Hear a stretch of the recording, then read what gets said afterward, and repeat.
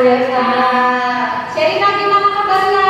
Luar biasa. Saya kasih Luar biasa. Nah, luar biasa. Nah, adik-adik semua dimanapun mereka berada, di mana kabarnya adik-adik?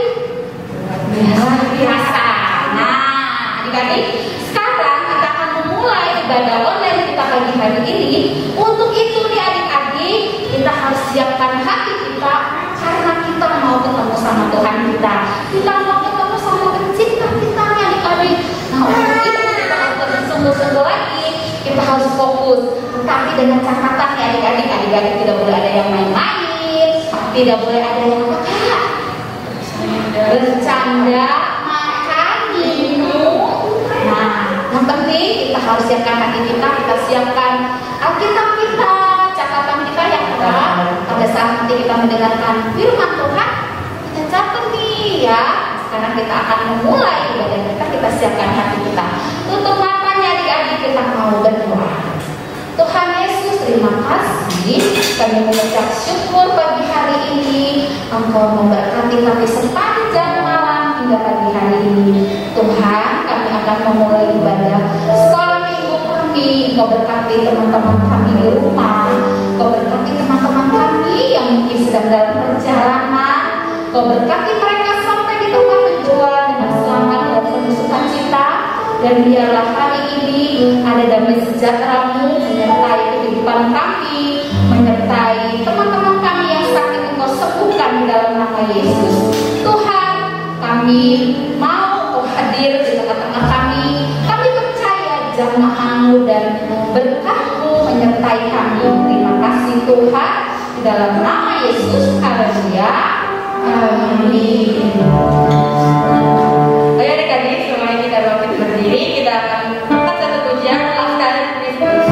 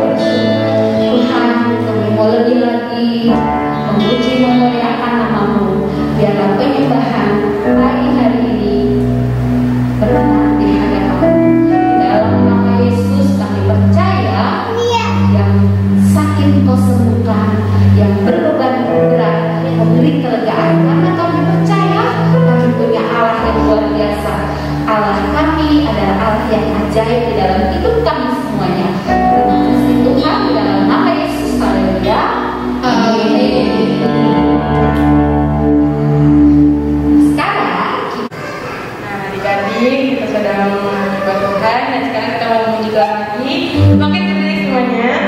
Kita bakal nyanyi satu lagu, kasih itu memaafkan.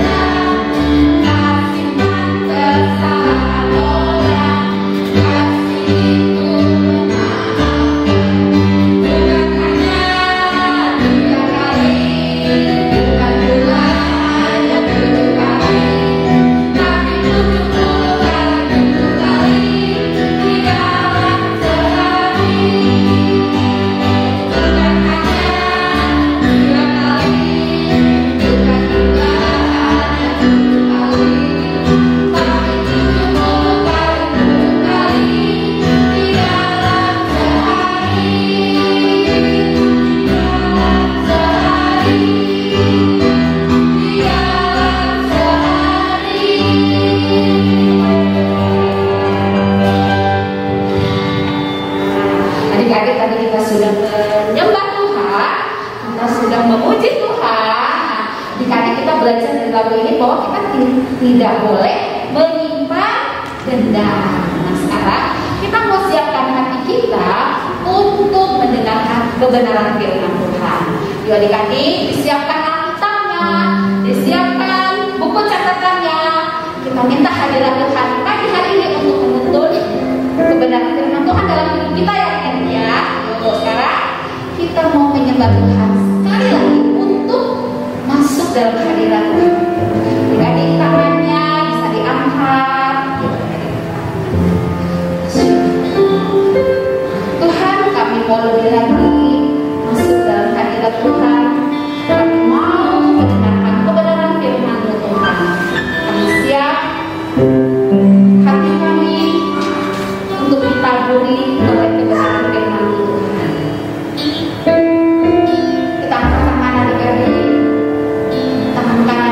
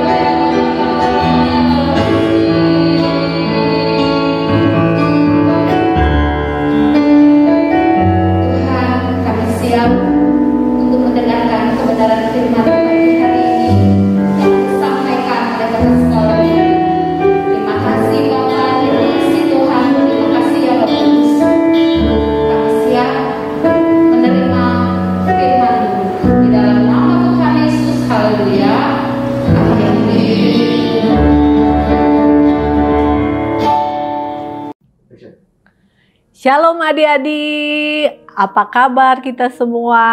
Kakak harap semua yang di rumah sehat-sehat ya.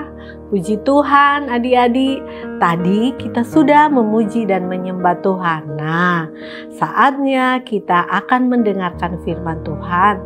Tapi sebelum mendengar firman Tuhan, kakak harap semua sudah duduk yang manis ya. Tidak ada lagi yang ke toilet, tidak ada lagi yang bermain. Semua duduk yang manis.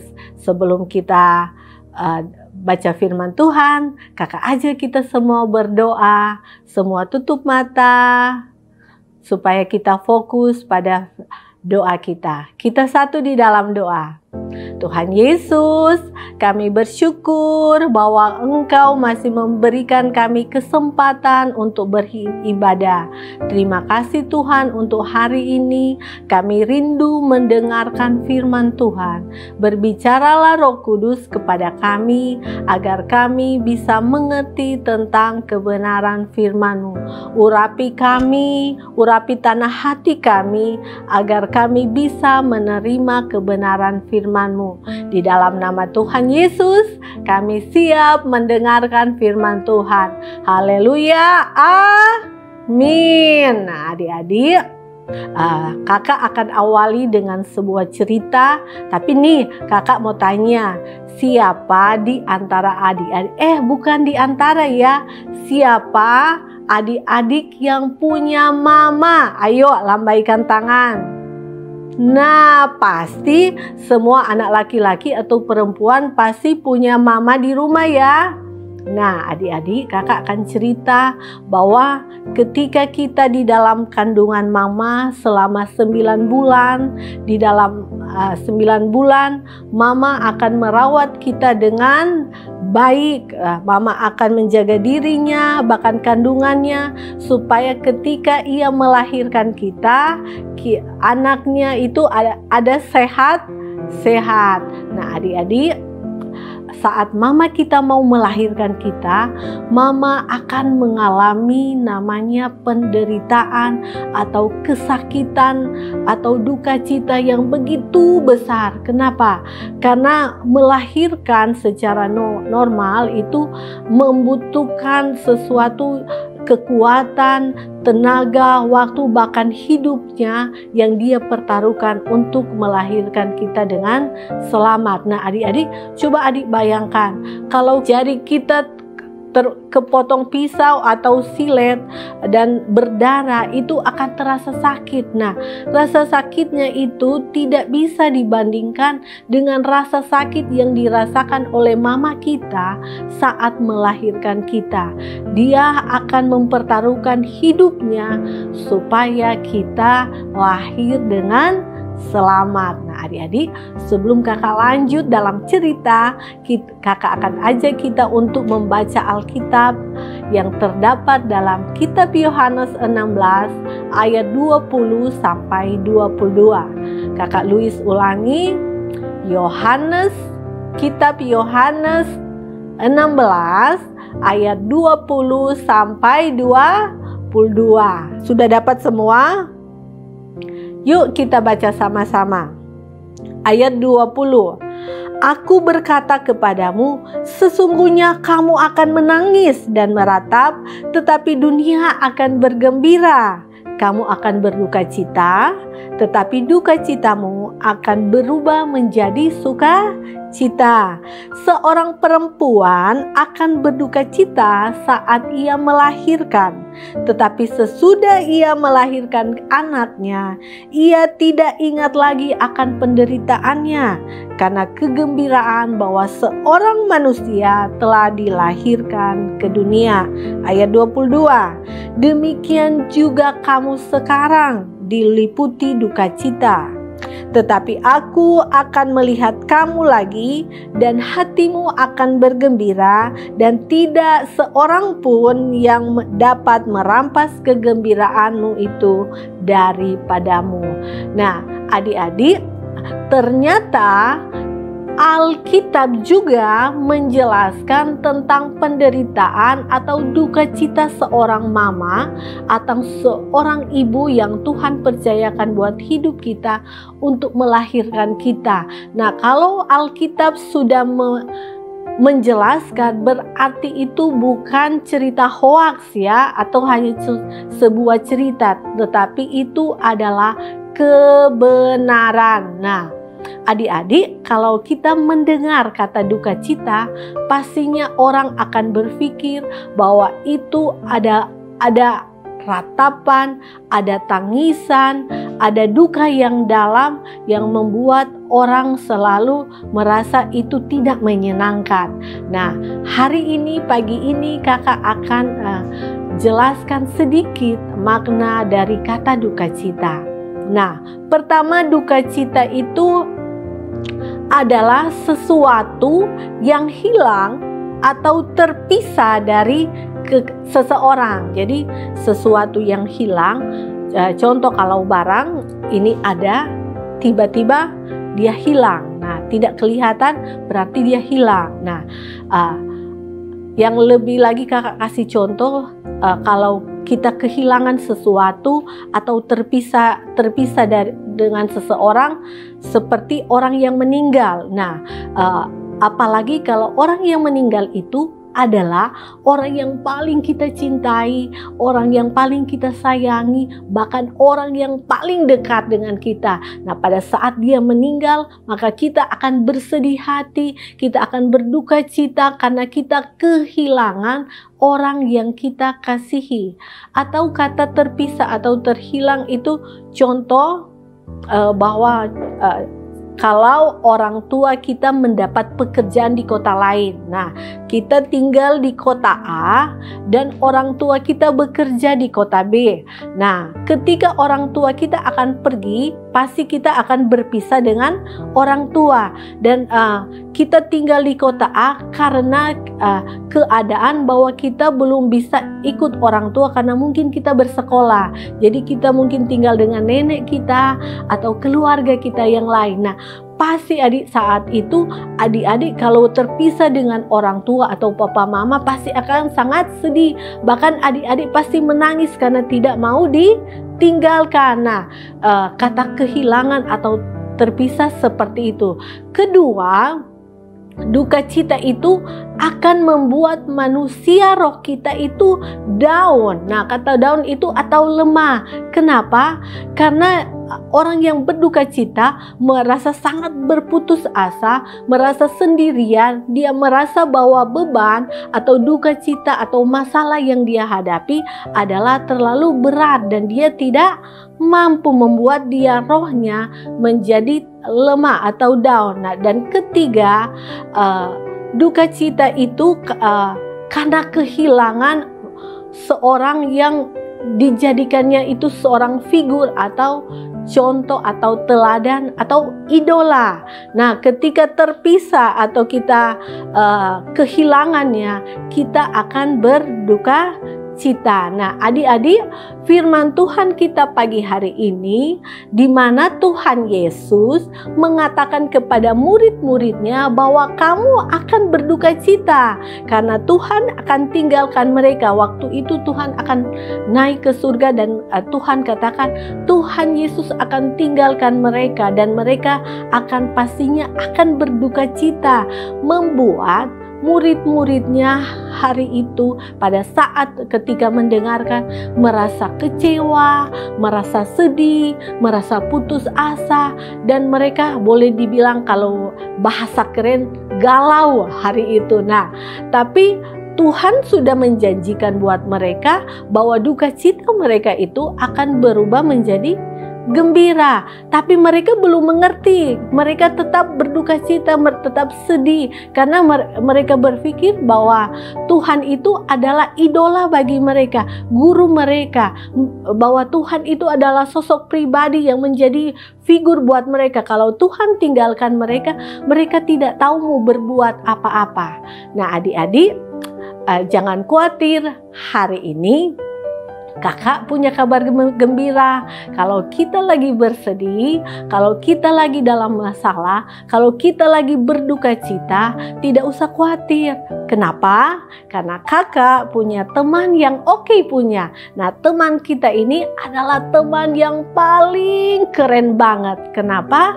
Karena teman kita ini adalah teman yang mampu membuat orang bersedih bisa tersenyum. Bahkan teman kita ini bisa membuat orang yang lemah menjadi kuat. Bahkan teman kita ini mampu membuat orang bersedih atau menangis bisa tertawa. Mau tahu siapa dia?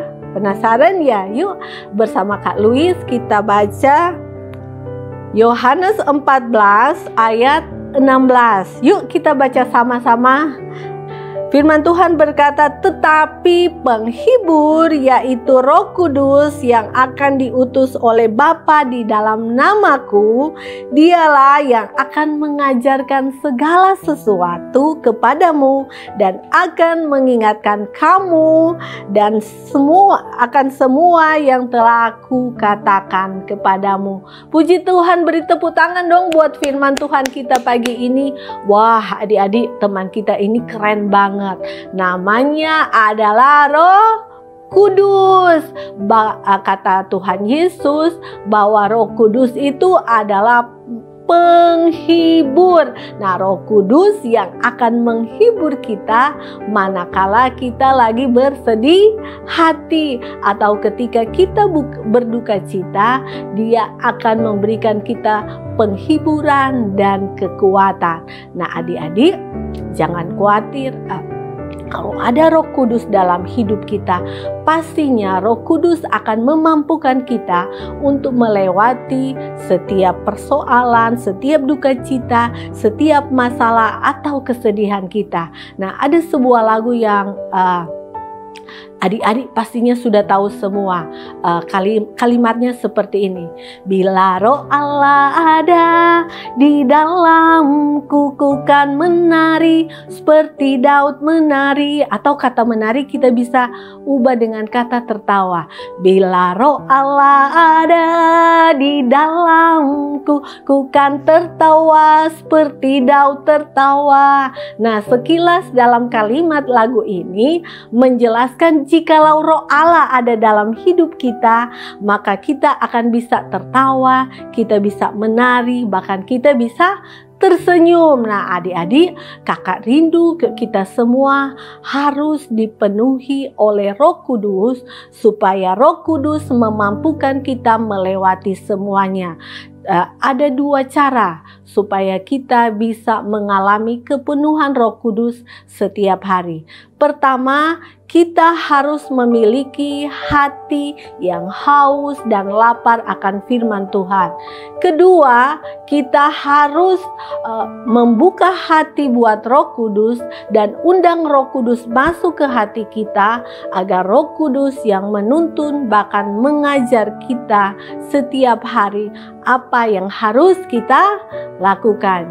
Yuk adik-adik, bagi adik-adik yang sudah menerima Roh Kudus maupun yang belum, kakak ajak kita berdoa agar kita dipenuhi Roh Kudus setiap hari. Kita satu di dalam doa. Terima kasih Roh Kudus buat firman-Mu hari ini. Kami rindu Engkau masuk ke hati kami, karena kami sangat membutuhkan-Mu, kami sangat rindu akan Engkau. Kalau Engkau ada di dalam hidup kami, Engkau membuat kami kuat melewati setiap persoalan, setiap kesedihan, setiap duka cita yang kami lewati. Karena Engkau Roh Kudus adalah teman kami yang setia, bahkan Engkau Roh Kudus adalah penolong dan penghibur bagi kami. Di dalam nama Tuhan Yesus, kami mengucap syukur untuk firman-Mu pagi ini. Semua adik-adik katakan amin. Puji Tuhan adik-adik, firman Tuhan kita pagi ini sampai di sini. Dan Kak Louis ucapkan selamat hari Minggu. Tuhan Yesus memberkati. See you.